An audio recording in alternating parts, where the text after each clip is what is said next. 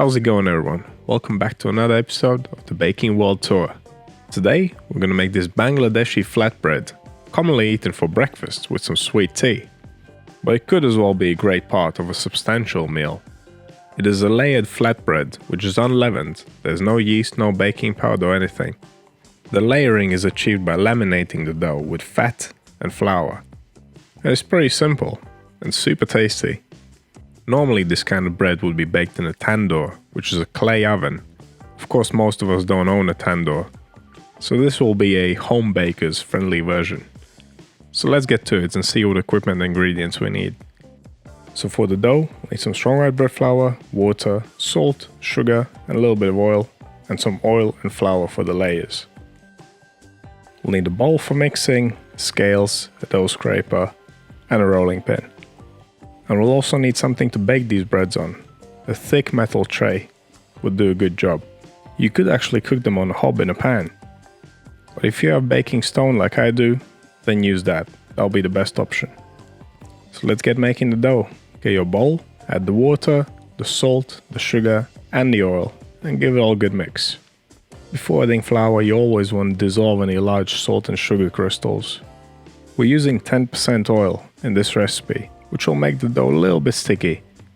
And I'll show you what you can do to make things easier. Once you've given it all a good mix, add the final ingredient, the flour. Now grab your scraper and mix it to a dough. Mix it in a bowl until there's no more dry flour, and only then tip it out on your table to avoid making a mess. I'm going to use a regular kneading method here.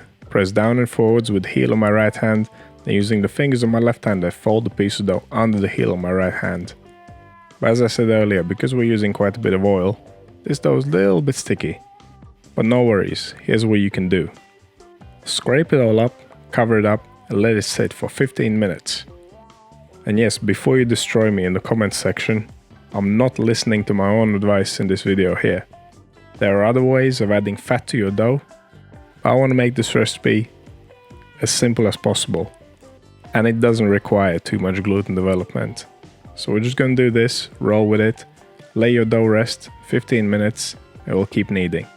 And it's not going to take long at all, about 5 minutes in total. It may still be a little bit sticky, but don't worry about it. Just keep working it and it'll be fine. We're not looking for massive gluten development. And besides, now we're going to stick the dough in the fridge and let it rest for at least 30 minutes. During that time the gluten will develop even further. So grab a piece of cling film, a little bit of oil, rub your dough ball and wrap it up. The oil is going to prevent the dough from sticking to the cling film.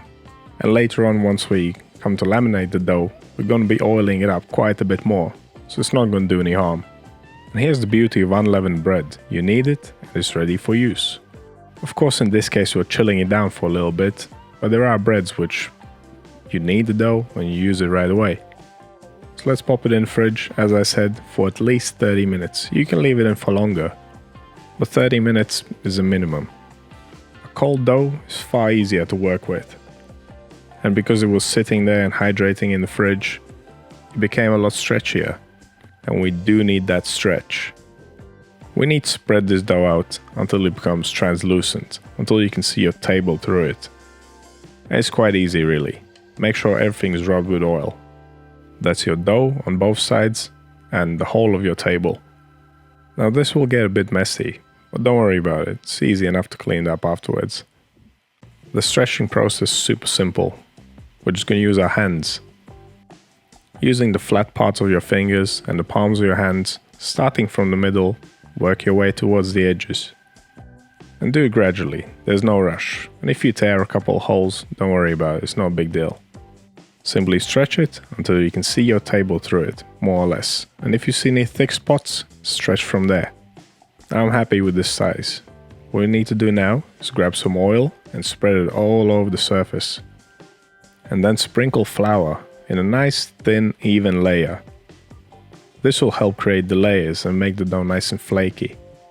Using the palm of your hand, spread the flour out so it's nice and even.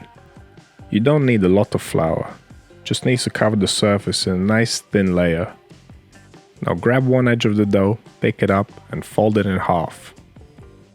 Pick it up gently because you don't want to tear any holes in it. And now we're going to repeat the same steps. Take some more oil, spread it over the dough, and then sprinkle it with flour nice and evenly, spread out the flour, and fold it over again. So we're going from 2 layers to 4 layers. But we're not finished yet, we need to do one more fold, which will give us 8 layers in total. So once again, oil, flour, fold. Now trim off the edges, because they are mostly dense dough. They're not going to puff up, they're going to be more chewy, and we don't want that. Now using the scraper, cut the dough into 8 equal pieces. You can just eyeball it, don't bring your ruler out, it doesn't really matter. Quite a lot of unleavened flatbreads are made in a similar way. You take a dough and you layer it with oil or with oil and added flour. Because when the bread is not puffing up because of yeast or baking powder, it needs to puff up somehow, so we create some layers.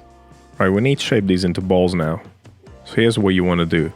Pick the dough piece up and then fold the edge underneath and up into the middle.